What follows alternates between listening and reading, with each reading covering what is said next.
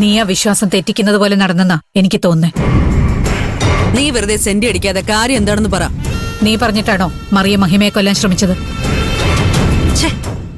നിനക്ക് ഞാൻ അങ്ങനെ ചെയ്യുമെന്ന് തോന്നുന്നുണ്ടോ? നീ കൂടുതലും മാലാഖ ചമയാനൊന്നും നോക്കണ്ട. ഇതിനു മുമ്പും നിനക്ക് വൈരാഗ്യമുള്ളവരെ നീ ജയിലിലിട്ട് പെരുമാറിയിട്ടുണ്ടല്ലോ. മഹിമയെ തന്നെ നീ തല്ലിച്ചിട്ടില്ലേ? ചിലപ്പോ ചിലരെയൊക്കെ ഞാൻ 2 തട്ട് തട്ടി കാണും. അത് അവരെ നിലയ്ക്ക് നിർത്താൻ വേണ്ടി മാത്രമാ. ആ, അങ്ങനെ മഹിമയ്ക്ക് ഒരടി കിട്ടിയിട്ടുണ്ട്, ശരിയാ. പക്ഷെ അവളെ കൊല്ലാൻ മാത്രം ദുഷ്ടയൊന്നും അല്ല ഞാൻ. അവള് നിന്നെ കുറെ അപമാനിച്ചതല്ലേ? വാശിയുടെ കാര്യത്തിൽ നീ അത്ര മോശക്കാരിയൊന്നും അല്ലല്ലോ. വാശിയൊക്കെ തരത്തിലുള്ളവരോട് വേണം കാണിക്കാൻ. അവള് ചെറിയ കുട്ടിയല്ലേ, പ്രായത്തിന്റെ കുറച്ച് എടുത്തയാട്ടമുണ്ട്. ആദ്യവിടെ കുറച്ചു കാലം കഴിഞ്ഞ് കിട്ടാനുള്ളത് കിട്ടിക്കഴിയുമ്പോ ശരിയായിക്കോളും. അവളൊന്നും എനിക്കൊരു വിഷയമേ അല്ല. എന്നാൽ അവൾക്ക് നീ ഒരു വിഷയമാണ്. മനസ്സിലായില്ല? നീ അവളെ കൊല്ലിക്കാൻ ശ്രമിച്ചെന്നാ മഹിമ പറയുന്നത്.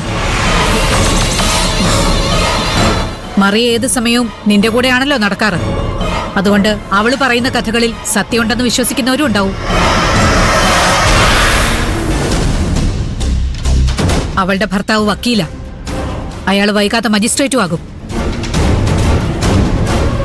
മഹിമയെ ഈ അവസ്ഥയിലാക്കിയതിനു പിന്നിൽ ആരാണെന്ന് കണ്ടുപിടിക്കാൻ അയാൾ ആവശ്യപ്പെട്ടിട്ടുണ്ട്. മഹിമയ്ക്ക് സംശയം നിന്നെയാണെന്ന് അവൾ വ്യക്തമായി പറഞ്ഞിട്ടുണ്ട്.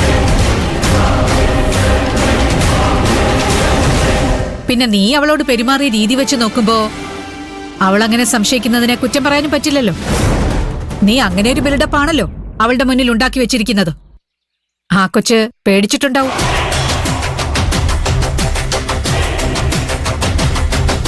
ഞാൻ അവളെ കൊല്ലണോന്ന് തീരുമാനിച്ചിട്ടുണ്ടെങ്കിൽ അവള് മരിച്ചു കഴിഞ്ഞിരിക്കും. ഇങ്ങനെ പാതി വഴിക്ക് വിട്ടിട്ടൊന്നും ഞാൻ വരില്ല. നീ ടെൻഷൻ അടിക്കണ്ട. മറിയെ ചോദ്യം ചെയ്യുന്നുണ്ടല്ലോ,